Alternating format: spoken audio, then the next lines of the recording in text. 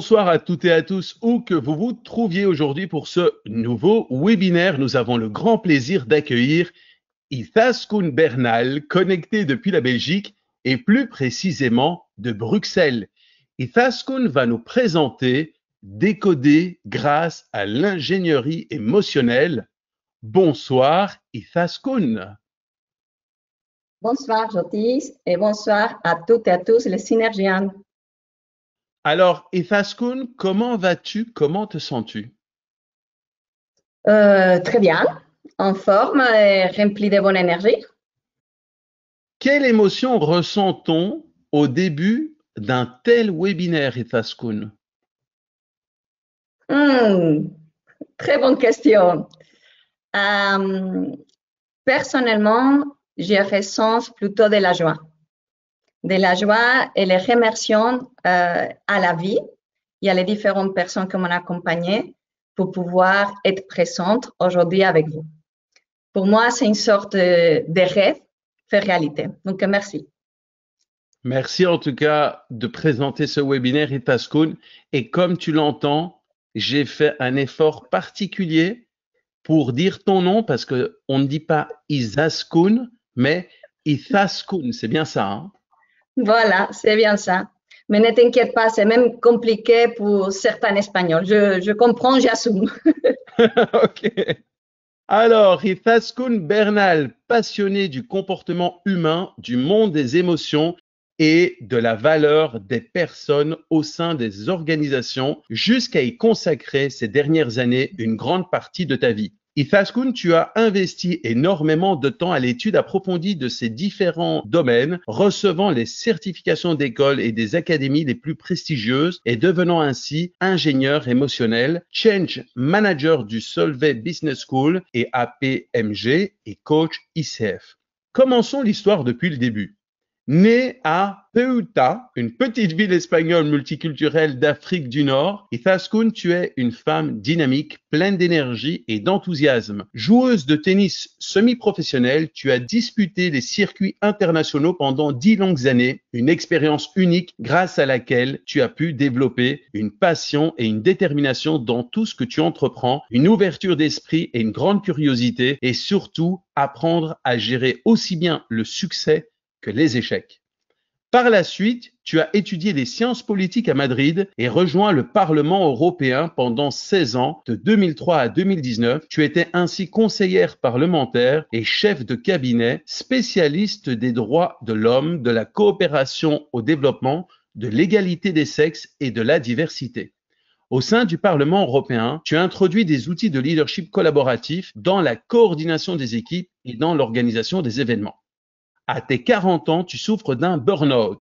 Et aujourd'hui, avec le recul, tu aimes dire que, je te cite, c'est la meilleure dépression de ta vie car tu as appris l'importance de chaque émotion, le pouvoir de la vulnérabilité et de l'authenticité et l'art de transformer sa vie en s'alignant sur ses valeurs. Grâce à tout ce parcours, tu as pu découvrir ton véritable talent, accompagner et guider dans les processus transformationnels. Et en 2020, tu te lances dans un projet d'entrepreneuriat, Meaningful Change, aujourd'hui spécialisé dans les nouvelles méthodes de travail, la gestion des équipes et le bien-être des employés. Izaskun, tu travailles comme consultante, coach et conférencière au sein des organisations. Tu as également rejoint l'équipe des formateurs de l'école de coaching Novaterra en Belgique, où tu es reconnu par ton approche multidisciplinaire et empathique. Tes programmes de formation et tes ateliers sont une combinaison unique de théorie rigoureuse, de dynamique, de groupe et d'exercices pratiques, chose que nous découvrirons également lors de ce webinaire. Alors, Izaskun, maintenant qu'on te connaît un tout petit peu mieux, que pourrais-tu rajouter pour que l'on puisse en savoir davantage sur toi? Bon, quelque chose un peu plus personnel peut-être encore. Je dirais que j'adore les glaces, concrètement les Häagen-Dazs. C'est une de mes faiblesses. Et je me suis recyclée sportivement parlant dans les paddles. Ok, intéressant. Et tu fais ça combien de fois par semaine, le paddle? Bon, maintenant, malheureusement, je suis blessée. Je me suis cassé les ménisques et une opération. Mais sinon, normalement, entre 3 et 4 fois par semaine. Ouh là là, On va quand même freiner, mais en tout cas de mon côté. Alors, tu vas nous parler de décoder grâce à l'ingénierie émotionnelle. Qu'est-ce qui t'a poussé à nous proposer ce sujet plutôt qu'un autre? Mais écoute, justement dans cette période compliquée de ma vie, de les burn-out et de toutes les choses que j'ai traversées, finalement, la chose plus positive qu'il y a eu, c'était justement découvrir l'ingénierie émotionnelle. L'impact a été tellement positif, fait à mesure, ce n'est pas d'un jour à le lendemain, il faut travailler, mais l'impact a été tellement positif que je ne pourrais plus continuer à travailler où j'étais. Et justement, j'ai quitté mon boulot, j'ai vendu mon appartement, j'ai tout donné pour Paris, pour moi, pour mon potentiel, pour ma vision et pouvoir faire que les gens fassent connaissance de l'ingénierie émotionnelle au-delà de l'Espagne. Et voilà, que je suis là aujourd'hui. Un grand merci, Idaskun. Je t'invite à commencer ta présentation. Et moi, je m'éclipse et reste connecté vocalement, comme d'habitude. Parfait. Merci beaucoup. Voilà. Donc, qu'est-ce que ce webinaire va vous apporter? En général, il va falloir faire un meilleur savoir par rapport à l'être humain et son structure interne de fonctionnement. Deuxièmement, comprendre mieux les émotions, mais d'un point de vue complètement différent, d'un point de vue plus simple d'une certaine façon, mais plus profond en même temps. Et grâce à ces deux éléments, mieux comprendre et résoudre tous les états émotionnels et mentaux qu'on puisse faire face, autant personnellement que professionnellement. Et en plus, autant que coach, car nous sommes dans les ICF Synergie pour les coachs, j'ajouterai deux principales ajoutes. La première, c'est savoir expérimenter le travail émotionnel, comme je dis, depuis un angle complètement différent, dans le cadre de son propre développement personnel, autant que coach professionnel. Et deuxièmement, normaliser la gestion des émotions dans les séances individuelles avec nos clients. Donc, bon, voilà. Pour casser un peu la glace, je vous lance une toute première petite question, exercice à répondre. Combien d'émotions pensez-vous qu'il y a? 4, 5, 6, 8 ou peut-être plus de 8? Et voilà, premier sondage lancé. Combien d'émotions pensez-vous qu'il y a? Je vous laisse répondre à cette question. Bientôt 80%. Et voici les résultats. Avec donc plus de 8, 52%, 18%, 6 et 10% pour 8, 5 et 4. Voilà, Idaskun, je te laisse continuer. Merci. Donc, la plupart a répondu plus de 8. Bon, on va continuer et on va voir qu'est-ce que l'ingénierie émotionnelle nous répond. Avant de rentrer sur les émotions en soi-même, je voudrais vous présenter l'ingénierie émotionnelle. C'est une méthode qui s'appelle MAT, métamodèle d'analyse transformationnelle, un nom assez compliqué comme mon propre nom. Il a été découvert par la docteure Preciada Fancourt. Elle a dédié 30 ans de sa vie à la recherche, à la découverte et à le développement de cette modèle et de l'ingénierie émotionnelle, que c'est l'outil qui te permet de gérer et connaître ces méthodes. Actuellement, malheureusement, la docteure Preciada Fancourt a décédé il y a quelques années et c'est Arantxa Merino qui a une école d'ingénierie émotionnelle avec laquelle je me suis formée, qui aujourd'hui se dédie à ce monde de l'ingénierie émotionnelle. Comme je vous ai dit, c'est une méthode innovatrice qui va au-delà de l'intelligence émotionnelle traditionnelle, car jusqu'au présent, l'intelligence émotionnelle mettait les valeurs sur les autres types d'intelligence, même l'intelligence émotionnelle, non? L'intelligence intellectuelle, rationnelle, spatiale. Voilà, on a différentes intelligences. Par contre, ce qui arrive à faire l'ingénierie émotionnelle, c'est créer des liens, des ponts entre ce qu'on pourrait dire l'intelligence émotionnelle, le monde des émotions, et le rationnel. Et vous le découvrirez tout de suite. C'est une méthode objective, universelle et démontrable, a été prouvé scientifiquement sur plus de 120 000 cas. Apporte un nouveau regard, j'insiste, clarté et précision sur les comportements humains, les émotions, que sont-elles, comment fonctionnent, à quoi servent, combien il y a, et l'impact des émotions sur nos décisions, nos actions et les modes de fonctionnement. À la fois, il y a 3 niveaux d'application. L'individuel, donc moi, les groupes, les nous, et ça peut s'appliquer à toutes sortes de groupes, autant dans les équipes de les organisations qu'un groupe des amis ou la famille. Et finalement, les communautaires, les organisations ou les structurelles. Pourquoi s'applique en 3? Parce que l'idée, c'est que les groupes et les organisations sont des systèmes vivants, dans le sens que c'est l'être humain qui est au sein de ce groupe. C'est l'être humain qui décide, qui gère, qui fait avancer, qui évolue dans les organisations. Voilà, c'est pour ça qu'on peut l'appliquer dans les 3 niveaux. Donc, on commence sur la matière. La grande première concept, pilaire que l'ingénierie émotionnelle apporte, c'est que tous, nous, hommes, femmes, n'importe quel âge, 10 ans, 50, 60, n'importe quelle origine, même n'importe dans quel siècle on était né, on a tous une structure de fonctionnement interne basée sur 6 étapes. C'est 6 besoins ou motivations. Vous avez tous connu et entendu parler de la pyramide des besoins de Maslow.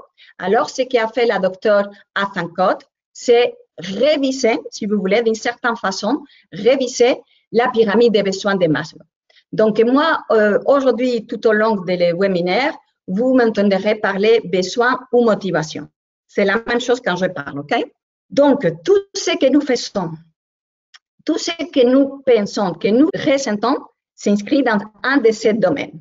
Et nous reproduisons cette structure dans les organisations et dans les groupes. Chacun de ces dimensions a une spécialité, un domaine spécifique d'action. Elle contient toutes les compétences et toutes les capacités que autant de les personnes et les organisations peuvent avoir besoin pour se développer.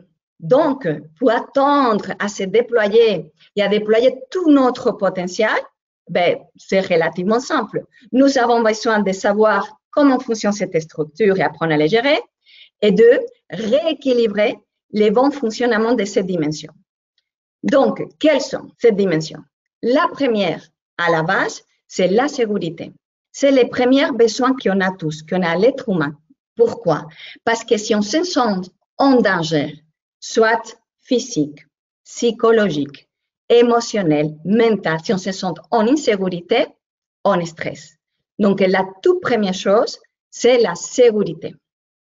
Une fois que la sécurité est établie, on se sent bien, on attend le deuxième pas, le deuxième échelle, le deuxième étalon, c'est-à-dire le développement. Autant qu'être humain, on a besoin de se développer, autant professionnellement que personnellement. Une fois qu'on a un certain niveau de développement, on a besoin de justice. C'est là où se mettent les valeurs. Et nous, on a besoin de vivre d'une façon juste, où il n'y a pas des inégalités, des mensonges, des manipulations. Ça sont les 3 premières étapes de la pyramide. Une fois que nous avons ces 3 premières, on attend les 3 suivantes, que si vous voulez, d'une façon de parler, on peut dire que sont des 3 besoins un peu plus élevés. C'est-à-dire, on a besoin d'un statut. Mais attention, ce n'est pas un statut social, ce n'est pas un statut professionnel vis-à-vis, on peut dire, la vitrine. C'est un statut personnel, de reconnaissance de soi et aussi savoir reconnaître à les autres. Donc, un statut personnel. Ensuite, bien entendu, on a besoin de l'essence d'appartenance. On a besoin de se sentir part d'une famille, part d'un groupe. Ça, c'est dans la nature humaine. Et finalement, dans les plus hauts niveaux de notre pyramide des besoins, on a la plénitude. C'est là où se trouverait la joie, le bonheur. Mais attention, que c'est une plénitude qui nous apporte de sérénité, de paix. Donc, bon, voilà ici les 6 besoins de la structure humaine innée dans lesquels, à partir de lesquels, toute l'ingénierie émotionnelle et les métamodèles de Preciado Azancott se développent. Donc, Bon, voilà les émotions. On commence à avoir plus de matière. Qu'est-ce que sont les émotions selon l'ingénierie émotionnelle? Bon, comme vous avez tous, et vous avez aussi beaucoup interactué dans les vidéos de pré-webinaire, et d'ailleurs, je vous remercie. Les émotions, c'est l'énergie en mouvement. Ça vient de latin. Et les émotions sera cette énergie qui nous permet de mettre en fonctionnement justement cette structure interne. Donc, vous, qu'il y a 6 besoins, bien évidemment, maintenant vous avez la réponse de notre petite question, il y a 6 émotions. Chaque dimension, chaque besoin est nourri d'une seule et unique émotion spéciale. Toutes les émotions, pourtant, ont un but, ont un objectif, nous apporter, remplir un de ces dimensions, un de ces 6 besoins. C'est-à-dire, c'est par exemple, j'aime beaucoup mettre l'exemple, si j'ai une voiture, ok, et je peux avoir une voiture avec plein de chevaux, je sais pas, énorme, super puissante, et c'est une voiture électrique. Si moi, j'utilise l'essence autant qu'énergie, je peux insister tout ça que je veux, que ma voiture, malgré qu'elle est très puissante, va pas démarrer. J'aurais besoin d'utiliser la bonne énergie. Donc, comme j'ai une voiture électrique, un chargeur électrique. Également, si ma voiture, c'est une super voiture, mais fonctionne avec l'essence, et j'insiste à la charger avec l'électricité, ça ne va pas démarrer non plus. Donc, bon, voilà ce qui se passe avec les liens entre les émotions et les besoins. On a besoin de la bonne émotion pour les bons besoins. Grâce à ça, une fois qu'on sait ça, une fois qu'on arrive à les reconnaître et à bien gérer, on est tout ça en nous pour résoudre n'importe quelle circonstance ou problème de notre vie, parce qu'on a la bonne énergie qu'il nous faut. Attention, quelques petits détails à savoir. En ingénierie émotionnelle, on ne parle pas de contrôler les émotions. On parle de gérer les émotions. Comme vous avez déjà compris, toutes les émotions sont bonnes en soi-même. Toutes les émotions ont quelque chose à nous apporter. Et contrôler une émotion nous met déjà dans un état de certaines tensions. Faites-vous le cas chez vous, contrôlez quelque chose. Je ne sais pas, chez moi, vous voyez, quand je dis contrôler, déjà les mains se serrent. Contrôle. Contrôler les émotions. Par contre, gérer, ça nous permet une ouverture vis-à-vis des émotions qu'on ressent. On parle aussi en ingénierie émotionnelle d'émotions authentiques. Donc, ça, c'est une autre différence avec des autres théories d'intelligence émotionnelle. On ne parle pas des émotions positives et négatives. Tous sont positifs. Par contre, ce qu'on parle, c'est des émotions authentiques, autant que c'est l'émotion qui correspond à les bons besoins ou des émotions dysfonctionnelles ou des émotions fausses, dans le sens que ce n'est pas la bonne émotion pour les besoins qu'il faut. Donc, les émotions authentiques, tous, même la peur, même la tristesse, même la colère, de façon authentique, nous donnent un état de calme et de tranquillité. Et toutes les émotions en mode dysfonctionnel, c'est-à-dire qu'on ressent cette émotion, mais la circonstance, les stimuli externes qu'on a n'est pas l'approprié pour ce type d'émotion, nous va créer un état de stress et d'anxiété. Donc, bon, voilà, nous avons ici les 6 émotions. La peur, c'est l'émotion qui nous va amener la sécurité. La tristesse, le développement. La colère, la justice. La fierté, qui est une émotion très mal connue, et d'ailleurs, dans certaines théories, ce n'est même pas reconnu comme tel. La fierté, c'est justement cette émotion qui va nous donner cet statut personnel. L'amour, là, c'est plus facile à comprendre, nous donne l'appartenance, et la joie nous proportionne la plénitude. Donc, émotion authentique et émotion dysfonctionnelle ou faux. Comme on peut avoir, quels sont les principaux motifs, les 3 principaux motifs pour lesquels on rentre en mode dysfonctionnel? Bon, les premières, c'est par substitution. C'est-à-dire, on ressent une émotion qui ne correspond pas à cet besoin. Par exemple, si je perds les clés, combien de fois ça nous a pas arrivé, on ne sait pas où on l'a mis et on a perdu les clés. Alors, l'émotion qui va nous aider à résoudre ces situations sera la tristesse. Par contre, le temps, même si c'est 2 minutes, 3 minutes, 5 minutes, que je suis en colère, en disant, mais mon Dieu, où j'ai mis les clés, si je les laissais là-bas, papa. Donc, le temps qu'on est en colère, on ne résout pas ces situations et on n'avance pas. Deuxième motif de dysfonctionnement sera l'excès. C'est-à-dire, par exemple, dans les deuils où c'est une tristesse qui va nous aider à accepter cette perte, ben, évidemment, ce n'est pas la même chose si, disons, je fais face à la décès de mon petit chat que si c'est la décès d'un cher aimé. Donc, comme ça peut paraître, ben, si j'ai perdu mon chat et un an plus tard, je suis encore en train de pleurer dans tous les coins pour la perte de mon chat, vous-même, vous direz, ben, Izaskun, peut-être qu'il exagère là un peu. Voilà, l'excès. Et aussi par manque. C'est-à-dire à l'inverse, si j'ai perdu un cher aimé très proche et un mois plus tard, vous me voyez, je suis super content, la vie passe, vous direz, il faut qu'on a une difficulté pour faire ce deuil. Bon, voilà. Donc, on continue, on avance et ne vous inquiétez pas, je vais vous donner plein d'exemples pour mieux comprendre. Voilà ici les deux pyramides vues d'une façon encore plus claire. Vous avez à la gauche les 6 émotions qui vont nous donner un bien-être émotionnel et mental. Peur, tristesse, colère, fierté, amour et joie. Et à la droite, les 6 besoins ou motivations qui nous correspondent. Pourquoi je parle de besoins et motivation? Parce que dans ce point de vue, j'ai besoin de me sentir en sécurité. Donc, ma motivation, ça va aller à chercher cette sens de sécurité. Voilà. Et maintenant, ici, les 6 émotions, et pour une question pratique de pouvoir mieux vous expliquer les émotions, je les ai mis en forme de roue. OK? Vous voyez, ce sont les mêmes émotions. On commence tout en haut pour la peur et on continue comme si c'est une montre ou une horloge. C'est juste que vous voyez les passages visuels.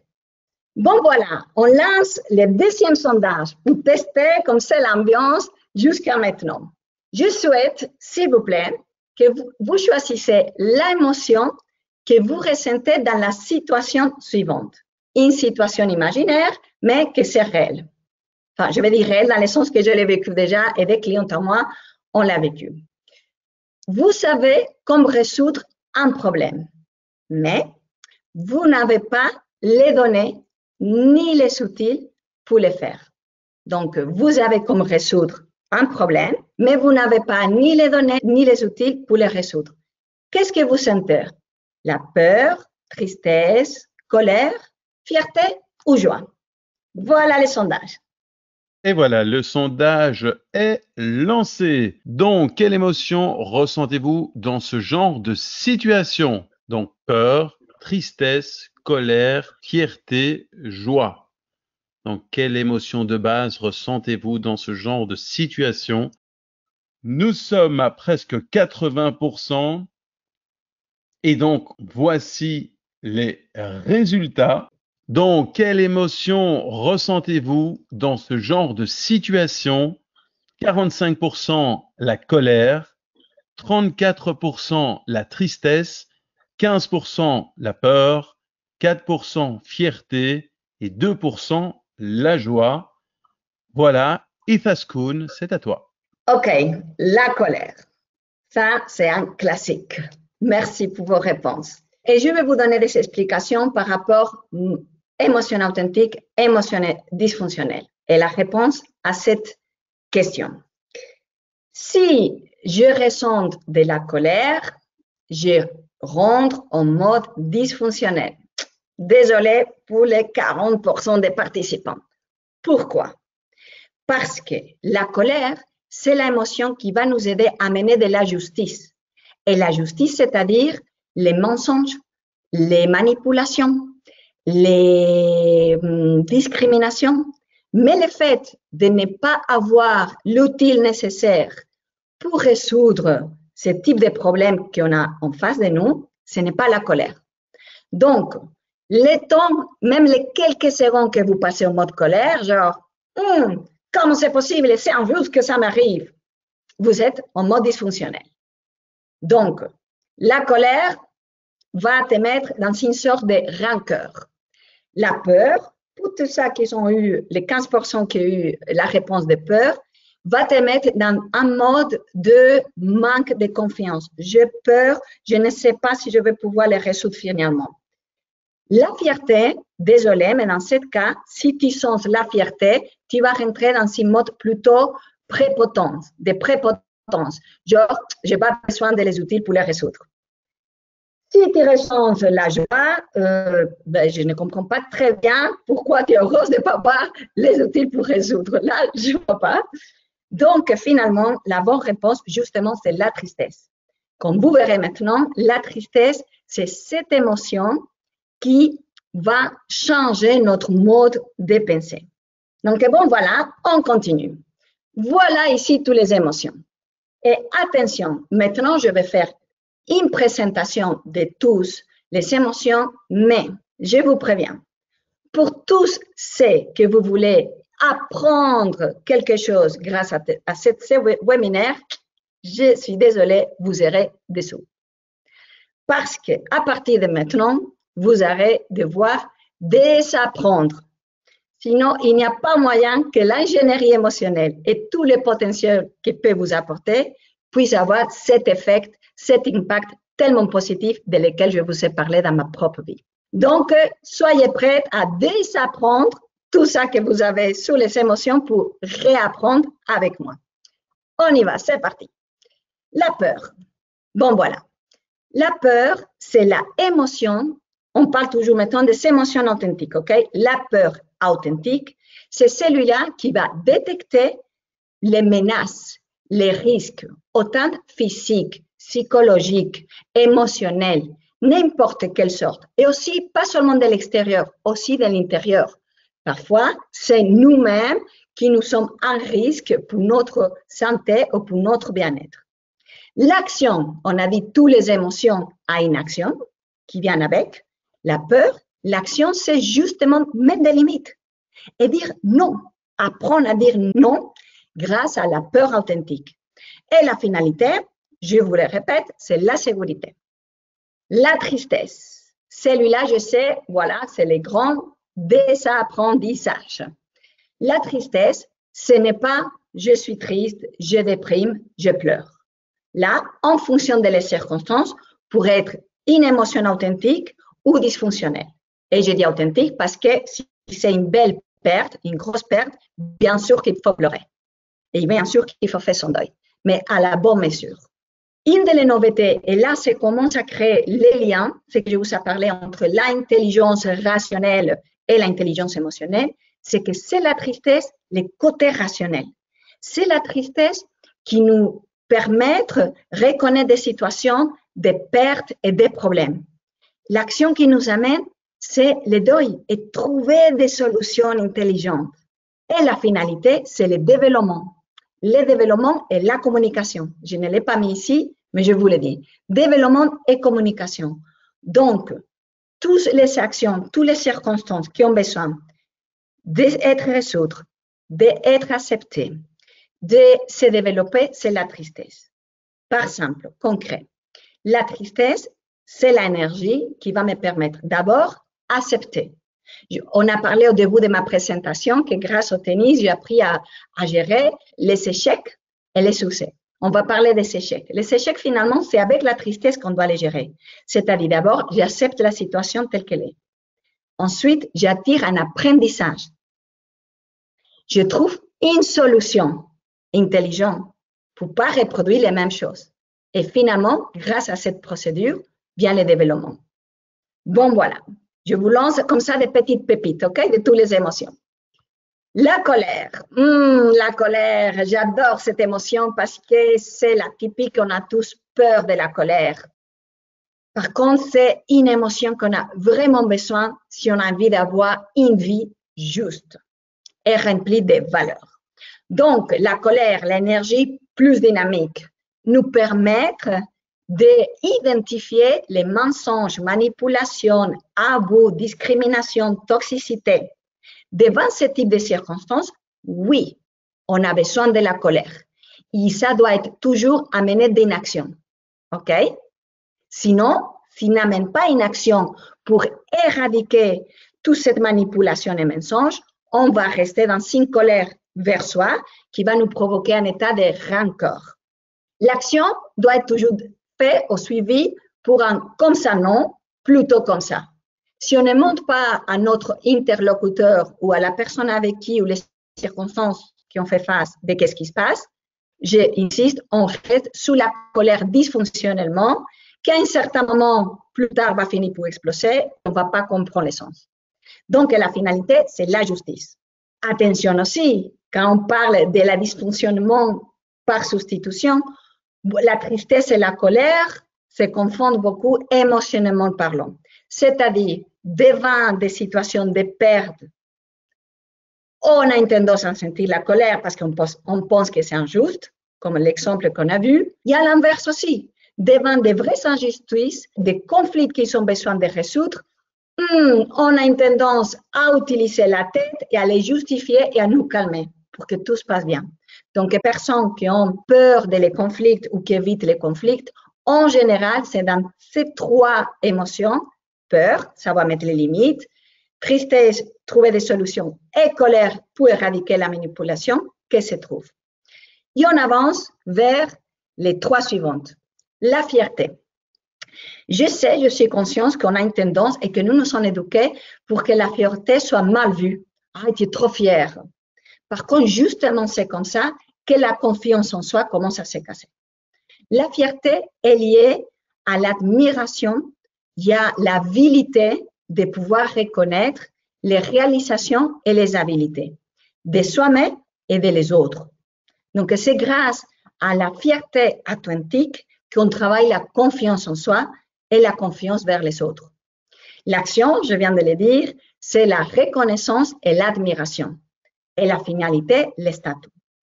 Donc, par exemple, quand on parle d'un bon leadership, d'une bonne gestion des équipes, cette personne doit baser son style de gestion sur une bonne fierté, c'est-à-dire être sûr de soi-même, dans la bonne mesure, et aussi être capable de reconnaître à son équipe, à les gens qui l'entourent. C'est grâce aussi à la fierté qu'on a la capacité de transformer. La tristesse améliore les choses et les développe. La fierté les transforme, les innove. Donc, c'est dans la bonne fierté, quand nous voulons des équipes innovateurs, c'est la fierté aussi qu'on doit travailler. En nous-mêmes, dans notre travail, dans notre projet professionnel, quand nous souhaitons innover des choses, il faut être fier de soi-même. Et encore un autre mot à dire sur la fierté va toujours accompagner d'être humble. Si quelqu'un n'est pas humble, difficilement va pouvoir avoir accès à la fierté authentique. On continue. L'amour, ça en général, plus facile à comprendre. L'amour, c'est l'énergie qui nous permet d'identifier des liens et des espaces protégés dans lesquels on se sent nous-mêmes. L'action qui amène, c'est aide et protéger. Et la finalité, c'est l'appartenance.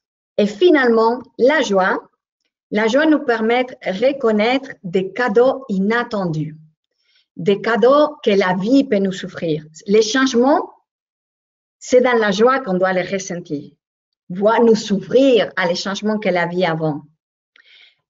L'action, c'est trouver la vérité, même si parfois, ces vérités, ça peut être douloureux. Mais devant une vérité compliquée ou douloureuse, l'émotion qui va nous permettre d'avancer et rééquilibrer notre bien-être, c'est la joie. La joie de finalement savoir quelle est la vérité et où je suis vis-à-vis ces situations. Et la finalité, c'est la plénitude. Donc, voilà une présentation résumée dans une slide 30 ans de recherche et développement de Preciada Zancot. Je dois vous dire, après on le verra dans la bibliographie, que Preciada Zancot a une extense bibliographie, même un livre par émotion. Donc, bon, voilà ici les principaux concepts que je souhaite que vous gardez. Et aussi, encore deux choses, avant de passer à quelques exercices pratiques. Les premières, il y a deux façons d'appliquer l'ingénierie émotionnelle. Un, comme je vous ai dit, vis-à-vis l'explication, c'est par émotion, par situation. OK? Donc, je ressens cette émotion et je veux vérifier si c'est la bonne émotion pour ce type de circonstances ou pas et voir comment je pourrais transformer cette émotion en émotion authentique qui me permette d'avancer et rééquilibrer mon état émotionnel et mental. Et la deuxième chose qui fait une différence par rapport à des autres rues des émotions que vous avez pu voir, c'est qu'ici, il y a une séquence émotionnelle qui augmente notre potentiel. Et je vais m'expliquer. La peur est la première chose normalement avec laquelle on va réagir. Donc, vis-à-vis, disons, une réunion de travail, je vais mieux expliquer. On me convoque pour un projet magnifique dans lequel j'ai très envie. Donc, la première réaction, c'est la joie. Waouh, génial! On m'a dit de venir à participer dans ce projet. Mais ensuite, si je reste dans la joie, je vais faire la roue à l'inverse. C'est-à-dire que de la joie, je vais passer à l'amour directement quand je rentre dans la réunion, à les liens, les collègues, l'équipe. De là, je vais passer à la fierté, je vais voir plutôt les statuts professionnels, qui est qui, et moi, je vais essayer d'être fière et d'être à l'auteur de l'expectative. Ensuite, je passe la justice, les valeurs, je ne suis pas vraiment dans les bons moods qu'il faut. Et alors, sûrement, je vais laisser passer quelques commentaires presque appropriés ou des comportements qui sont peut-être discriminatoires ou des manipulations. Mais bon, bien entendu, je passe à la tristesse, encore dysfonctionnelle pour ce mode de fonctionnement. Je vais les justifier. Bon, c'est pas grave. Peut-être il n'a pas voulu dire ça. Sûrement, c'est moi qui ai compris. Je rentre dans un état de peur et d'insécurité. Je ne vais pas être capable de faire ce projet. Est-ce que je vais avoir tous les outils? Et alors, comme je ne peux pas être dans cet état de peur, je passe à la joie dysfonctionnelle. OK? Ça serait le mode inverse, le mode authentique, bon, qu'il faut. Devant ces situations, la première chose, la joie, bien entendu, mais ensuite, je passe à la peur authentique qui me permet d'observer, voir où sont les limites, jusqu'où je suis prête à accepter, jusqu'où sont mes responsabilités, mes tâches, que tout soit clair. Ensuite, on va commencer à développer. Il y a l'échange, résolution des problèmes, réajustement. Comme on est dans les bons moods, on peut passer à la version suivante, c'est la justice. On va faire attention qu'il n'y a pas de manipulation, qu'il n'y a pas de malentendu, qu'il n'y a pas de discrimination. À partir de là, on peut se sentir sûr de soi-même. La confiance en soi se renforce. On commence à être fier de notre travail et de notre équipe. Et grâce à la fierté, on peut passer à l'amour, on peut passer à les liens, à l'appartenance. Et grâce à ça, ensuite, à la joie.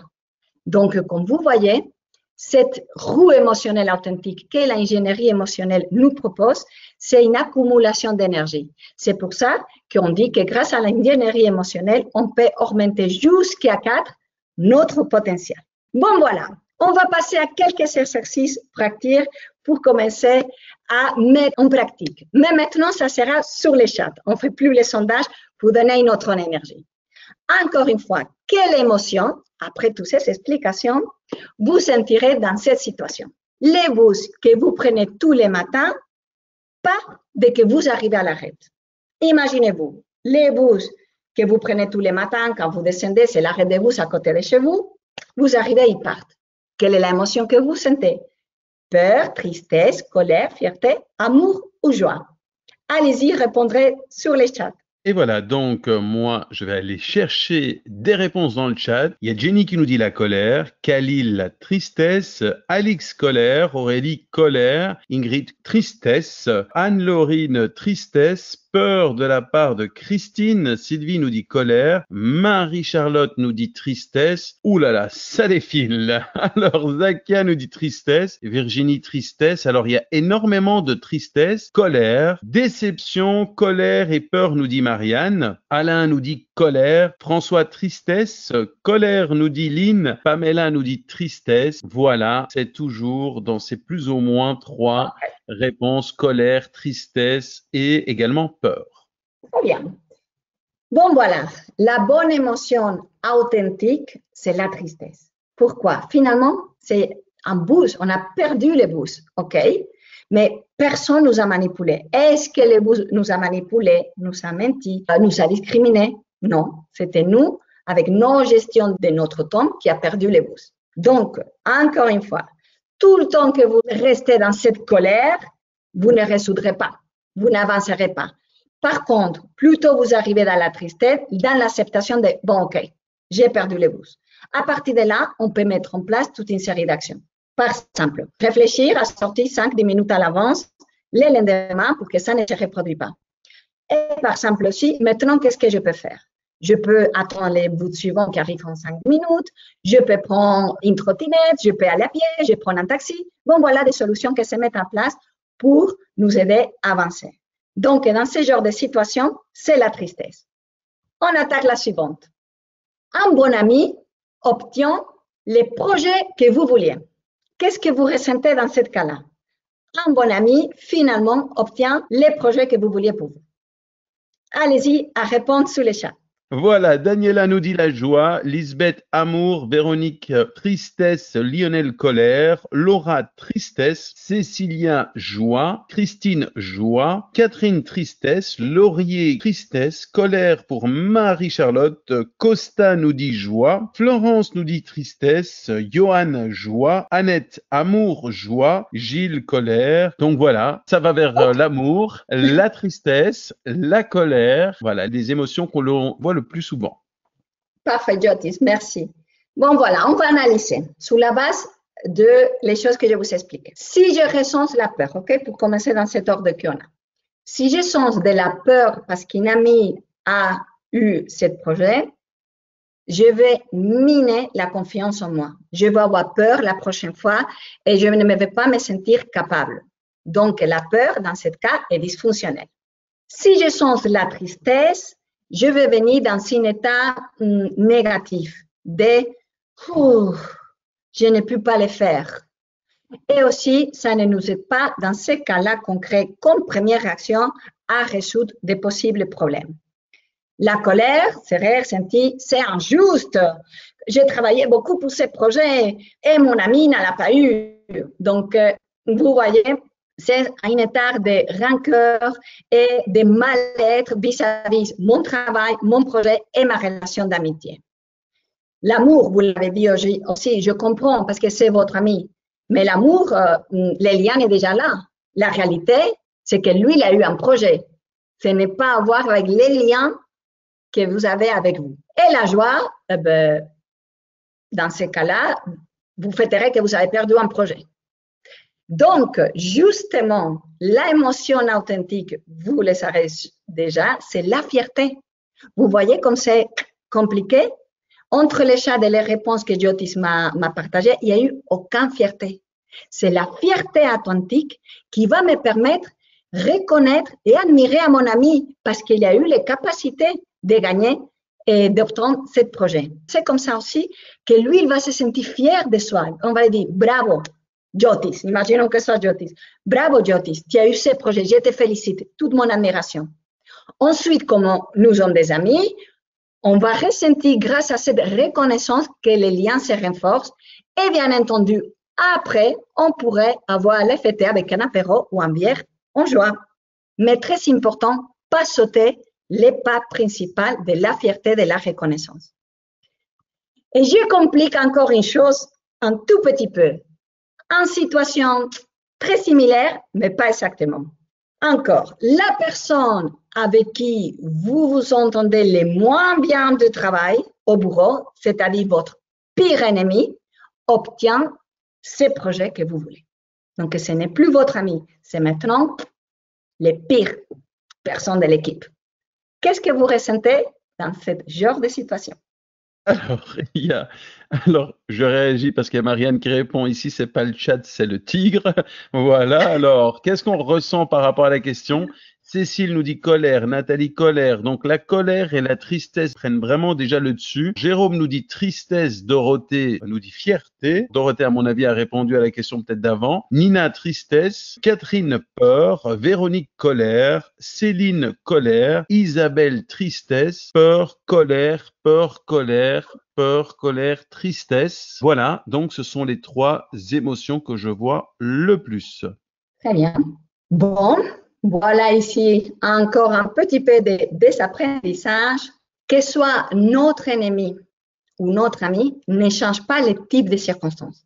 C'est-à-dire qu'objectivement, c'est une tierce personne qui obtient le projet. Vous voyez? Donc, Dorothée, félicitations, c'est la fierté. Je ne sais pas si ça a été exprès ou parce qu'elle s'est confondue, mais c'est la fierté aussi. Voilà ici le petit challenge, la petite difficulté. C'est la fierté dans le sens que cette personne a eu le mérite. Dans quel cas serait correct, fonctionnel, avoir la colère? Si lui l'a triché ou elle a triché, alors là, oui. Si les évaluations n'étaient pas les mêmes, les critères d'évaluation étaient différents et discriminatoires vers nous, là, oui, il y a une injustice. Là, oui, on doit réagir avec la colère et les dénoncer. J'incite, colère, toujours suite d'inaction. La peur, encore une fois, et même pire si c'est un ami. Si je sens la peur devant un ennemi, je me fais tout petite. Et après, je ne vais plus oser à présenter un projet ou ouvrir la bouche dans mon travail. Évidemment, l'amour et la joie, ici, non. Donc, quelle serait la différence d'un ami et un ennemi? Que dans une amie, après, on passe à l'amour et à la joie. Et probablement, si c'est un ennemi ou une personne qu'on n'aime pas du tout, on ne va pas renforcer les liens et on ne va pas sûrement pas aller chercher les bières en joie pour féliciter les projets. Mais cette reconnaissance et cette fierté, c'est absolument nécessaire. Alors, attention, parce que je tiens à souligner que Claire a également dit fierté, Alexandre a dit fierté aussi, Mickaël aussi, alors il y en a quelques-uns qui ont dit fierté, Sophie également. Voilà. Et attention, alors il y a quelqu'un qui nous demande justement, fierté, comment ça se fait, je ne comprends pas. Oui, je peux comprendre. En fait, bon, ici, pour une question de gestion de temps, on n'a pas le temps de bien approfondir les vrais sens profonds de chaque émotion authentique. Donc, je comprends ta question, c'est tout à fait normal. Ça m'arrive beaucoup pour la tristesse et pour la fierté.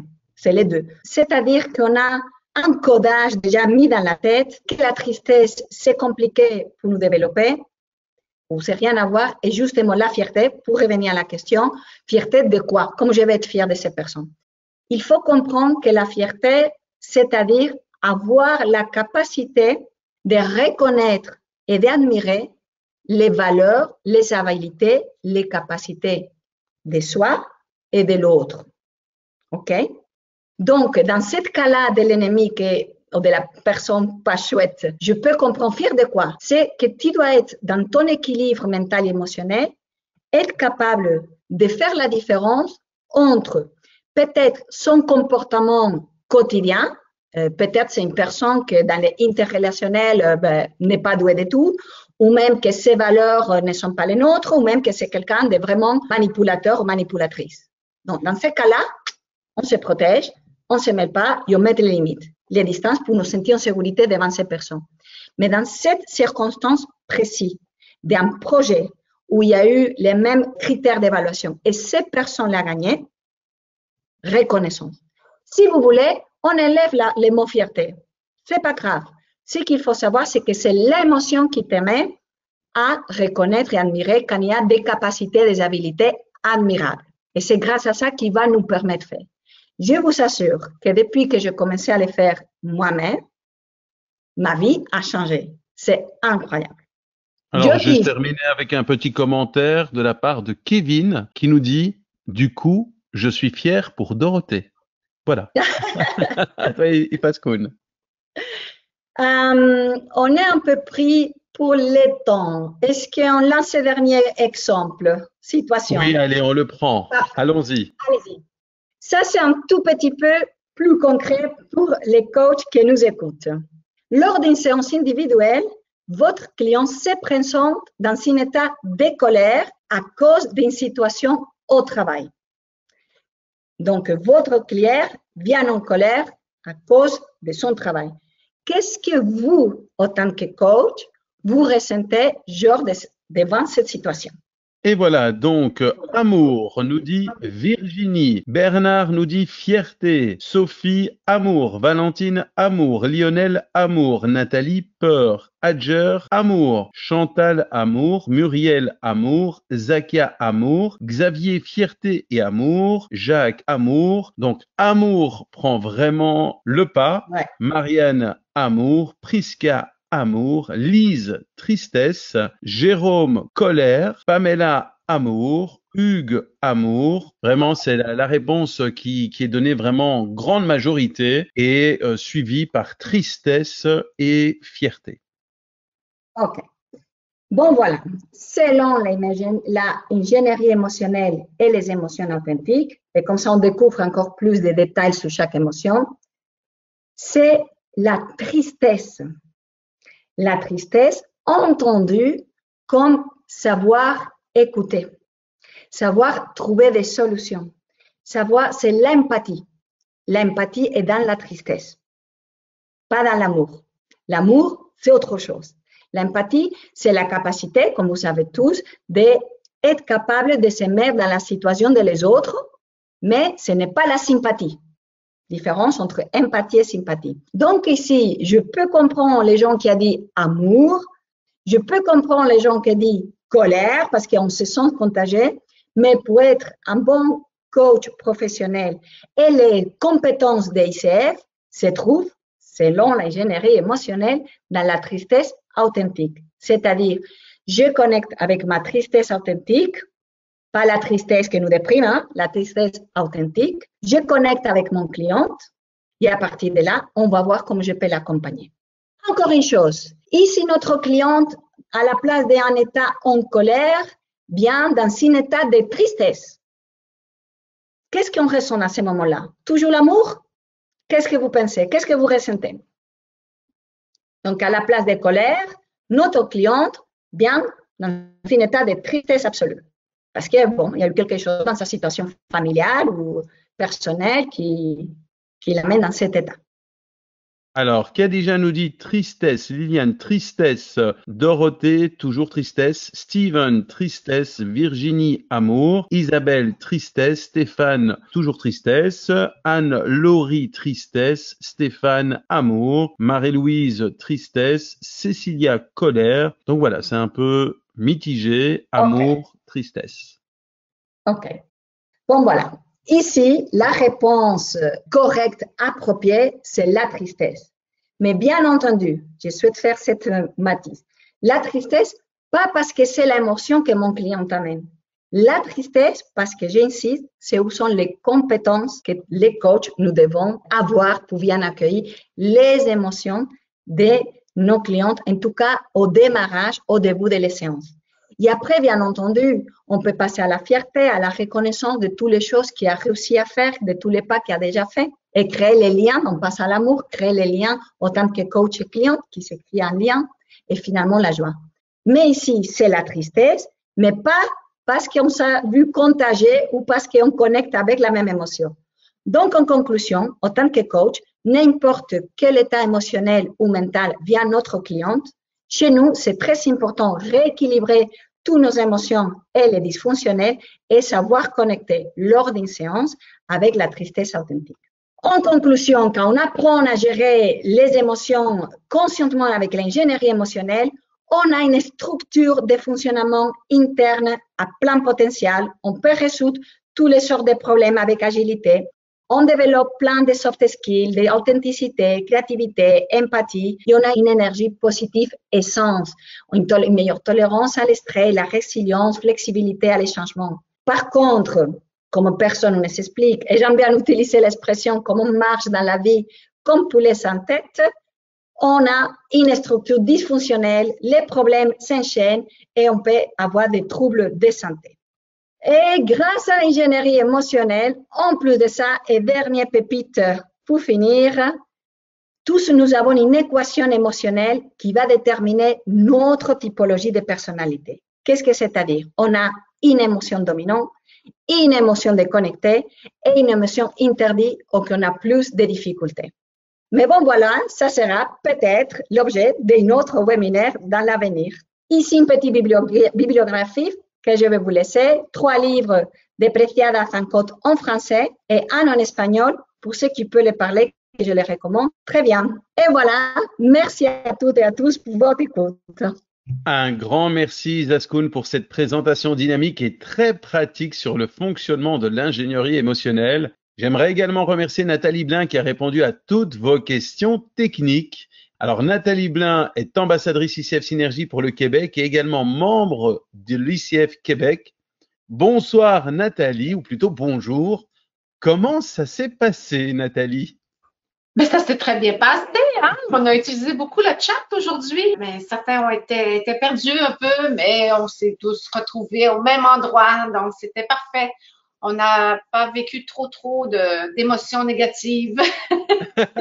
Oui, à la fin, les gens commençaient à répondre. Ah, ça devient clair, j'ai compris. Donc, bravo Isaskun. Apparemment, ça a bien fonctionné. Les gens ont compris le concept. Un grand merci Nathalie, donc, pour justement avoir géré ces émotions aujourd'hui, ces émotions presque techniques de ce soir. Nous vous remercions d'avoir assisté à ce webinaire. Nous espérons que ce webinaire vous sera utile pour normaliser la gestion des émotions lors de vos séances de coaching et pour votre développement personnel. Si la réponse est oui, mettez un petit pouce bleu sous cette vidéo pour nous envoyer un peu d'ocytocine et augmenter nos niveaux de dopamine. Mettez des petits cœurs un peu partout, quelques commentaires et voilà comment nous faire plaisir tout simplement. Vous l'avez compris. Nous avons besoin également de vos feedbacks, donc merci pour celles et ceux qui le feront. Et si vous voulez être informé de la mise en ligne de nos nouvelles vidéos, cliquez sur la petite cloche. Au nom de toute l'équipe de l'ICF Synergie, je vous dis merci. Rayonnement, synergie, ouverture, bienveillance, partage, coaching, tous ces mots définissent nos actions. Ils définissent également notre vision qui est que notre communauté francophone participe activement et internationalement au rayonnement du coaching et puisse ainsi contribuer à l'émergence d'un monde meilleur. Je vous souhaite à toutes et à tous une bonne journée ou une excellente soirée où que vous vous trouviez. Et Ithaskun, je te laisse le mot de la fin. Bon, voilà, je voulais vous remercier pour cette opportunité. Et j'espère que le concept principal et ce que l'ingénierie émotionnelle peut apporter d'innovateur soit clair. Et si ce n'est pas le cas, ou si vous voulez encore plus d'informations de quoi ce soit, je reste à votre disposition. Un grand merci. Merci Ithaskun, merci Nathalie, merci à vous toutes et tous. Au revoir.